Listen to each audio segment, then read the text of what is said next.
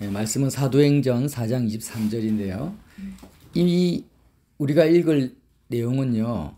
초대교회 성도들이 한 마음으로 다 함께 한 마음으로 성령의 놀라운 역사 가운데서 하나님께 드렸던 초대교회 성도들의 기도 내용이에요. 근데 이 기도의 배경이 어떻게 되냐면 베드로와 요한이 성전에 올라가다가 성전 미문에 앉은 안전뱅이를 고치죠.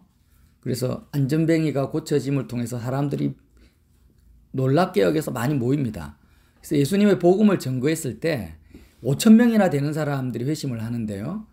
이 예루살렘 일대에 소동이 일어나는 것을 보고 종교 지도자들이 베드로와 요한을 감옥에 가둬버립니다. 그런데 신문을 해보니까 죄가 없으니까 어쩔 수 없이 풀어주게 돼요. 감옥의 사도들이 복음을 전하다가 갇혔는데도 불구하고 5천 명이 넘는 회심자들이 생기는 이런 성령의 역사의 현장 속에서 이 간증을 듣고 성령 충만함으로 초대교회 성도들이 이렇게 기도를 하는 거예요. 제가 읽을게요. 사도들이 노임에 그 동료에게 가서 제사장들과 장로들의 말을 다 알리니 그들이 듣고 한 마음으로 하나님께 소리를 높여 이르되 대주제여 천지와 바다와 그 가운데 만물을 지으신 이시요 또 주의 종 우리 조상 다윗의 입을 통하여 성령으로 말씀하시기를 어찌하여 열방이 분노하며 족속들이 허사를 경영하였는고 세상의 군왕들이 나서며 관리들이 함께 모여 주와 그의 그리스도를 대적하도다 하신 이로소이다.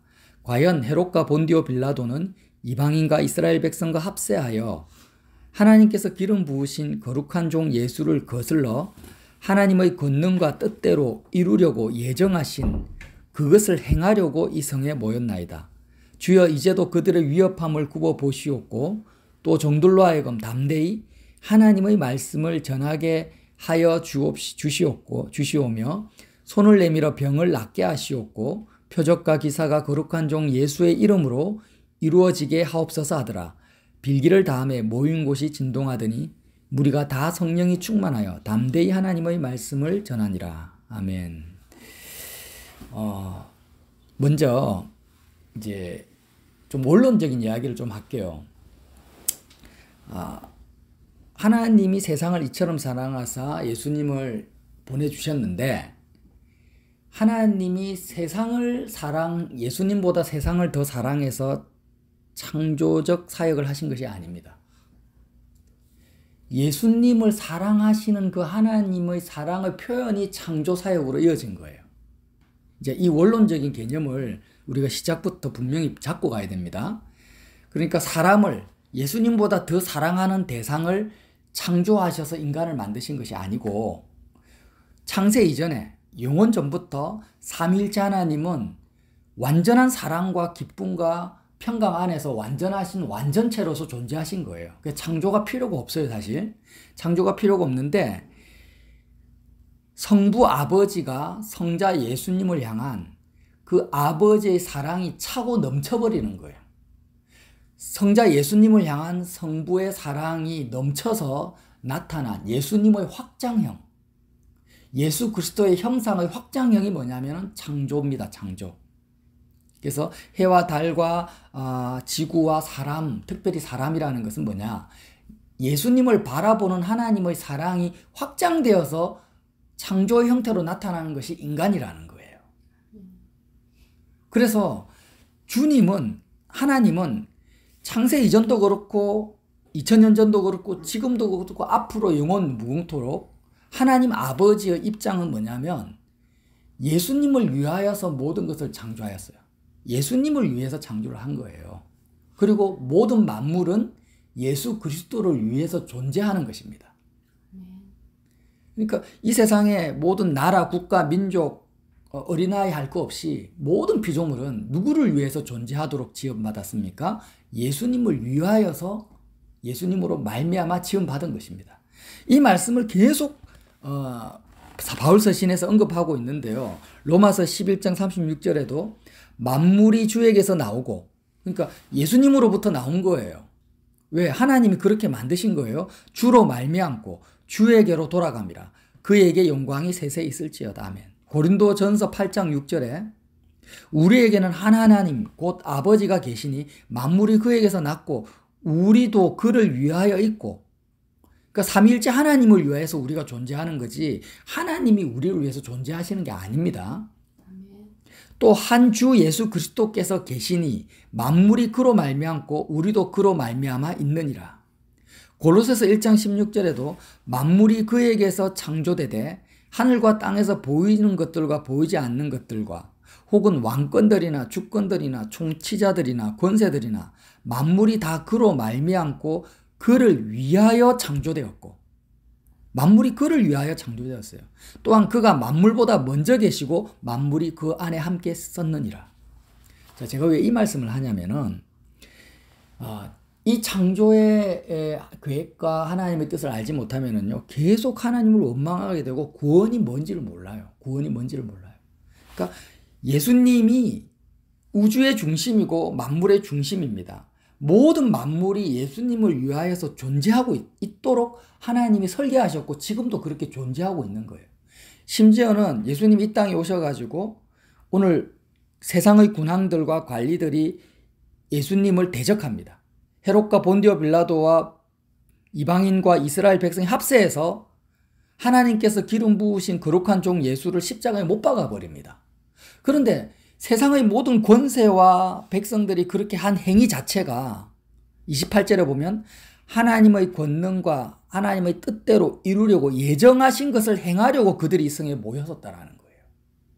그러니까 종교 지도자들이나 세상 왕들은 자기 이익과 자기 계획에 따라서 예수님을 못 박았지만 그 행위 자체도 모두가 하나님의 주권, 창조적 주권 안에서 예수님을 위해서 존재했던 행위라는 거예요.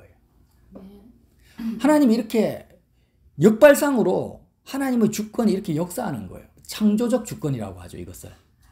아무리 세상이 예수님을 이름을 낮추고 예수님을 모욕하고 예수님을 죽여버려도 그 행위 자체가 오히려 하나님의 창조적 역사로 말미암아 예수님을 더 만왕의 왕으로 죽음과 사망 권세를 이기신 메시아로 더 높일 뿐이라는 거예요. 마치 요셉이 형들의 시기 질투를 받아서 노예로 팔려갔는데 오히려 그것을 통해서 요셉이 애굽의 총리가 돼버리잖아요. 이것이 하나님의 창조적 주권이라는 거예요.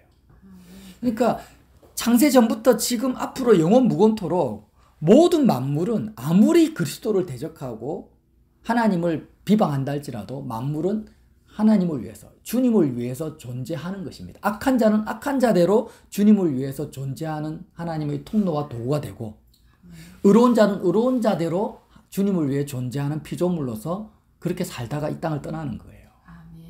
그러니까 우주의 중심, 모든 하나님의 중심은 예수 그리스도가 중심인데 이것이 구원입니다. 이게 무슨 말이냐면 예수님을 위해서 내가 존재를 하잖아요. 예수님 편에 서는 거예요. 예수님 편에 예수님이 좋아서 주님과 연합된 상태로 내가 존재하는 그 위치가 뭐냐면 부활의 영역 속으로 우리가 들어가는 것입니다.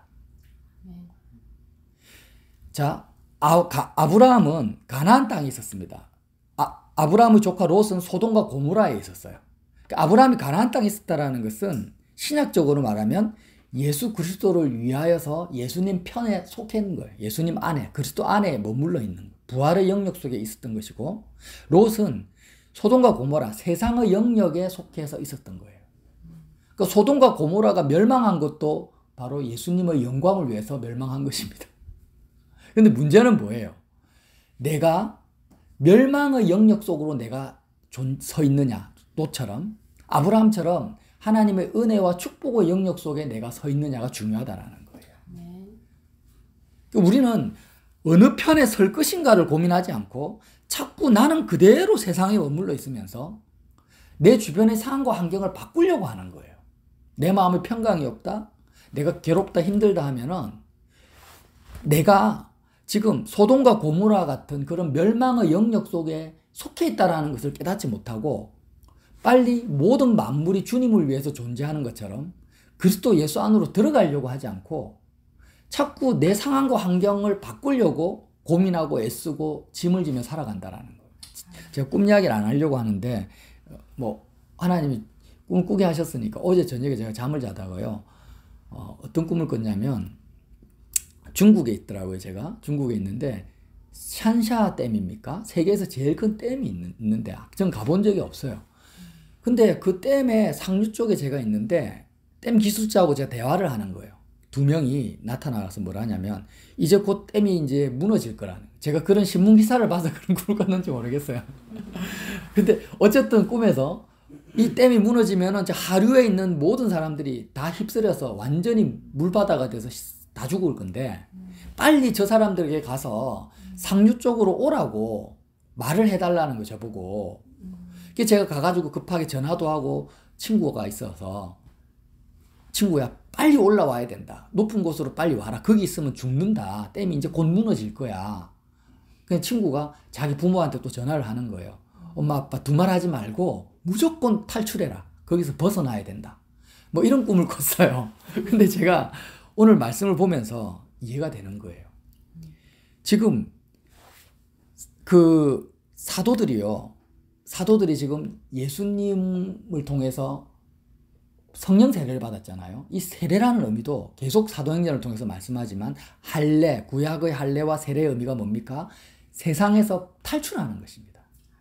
세상에서 벗어나는 거예요. 벗어나서 정확하게 말하면은 제자들은 부활하신 예수님을 목격했습니다. 부활하신 예수님이 지금 어느 위치에 있습니까? 하늘의 영역. 세상에 속하지 않는 하나님께 속한 영역 속으로 지금 들어오셔가지고 제자들을 만나고 같이 먹고 대화를 한 거예요. 제자들은 알게 된 거, 아, 세상이 다가 아니구나. 하늘의 영역이 존재하는구나. 부활의 영역이 있구나. 그것이 뭐예요? 나도 빨리 부활하신 예수 그리스도의 영역에 속해야 되겠다. 어떻게 속합니까? 성령 세례를 통해서. 물과 성령으로 십자가의 죽음과 부활을 통과하는 것입니다. 그래서 오순절날 성령 세례를 받았다는 것은 제자들은 부활하신 예수 그리스도의 그 영역 속으로 마음과 생각이 들어간 거예요. 세상의 영역에서 벗어나 버린 거예요. 그 영역에서 인생을 바라보고 세상을 바라보니까 이제 보이는 것입니다. 뭐가 보입니까? 대주제가 보이는 거예요. 대주제. 대주제라는 것은 주권자를 말하거든요. 주인을 말합니다. 주인. 지금 헤롯과 빌라도와 모든 사람들이 또 세상의 열방들이 사도들을 핍박하고 감옥에 가두고 복음을 전하지 못하도록 저렇게 하는데 이 모든 것조차도 다 무엇을 위해서 존재하고 있는 거예요? 예수님을 위해서. 예수님을 영화롭게 하기 위해서 다 역사가 존재하고 있다는 게 성령 세례를 받고 부활의 영역 속에 속해 있는 제자들의 눈에 보이는 거예요. 모든 성도들의. 그래서 대주제여 하면서 천지와 바다와 그 가운데 만물을 지신 창조주를 이야기하고 있는 거예요, 지금. 그냥 이 기도가 단순한 기도가 아니에요. 대주제여. 천지와 바다와 그 가운데 만물을 지었어요. 왜 지었습니까? 예수 그리스도를 위해서 지은 거예요. 그러니까 어떤 원수나 나를 대적하는 사람들이 나를 미워하고 박해해도 나만 부활의 영역 속에 아브라함처럼 소돔과 고모라가 아니라 가나안 땅에 하나님이 원하시는 그 영역에 내가 들어가 있으면 이제 우리는 뭐예요? 나를 핍박하고 대적하는 모든 원수가 다 주님을 위해서 존재하고 하나님이 활용하듯이 다 나에게 이익이 되고 유익이 되는 거예요. 그러니까 나를 중심으로 우주가 돌아간다는 말이 아닙니다. 그렇게 말하면 교주가 돼버려요. 그게 아니라 창세전부터 원래 예수님 중심으로 우주가 돌아가게끔 창조적 역사가 그렇게 진행되고 있었던 거예요.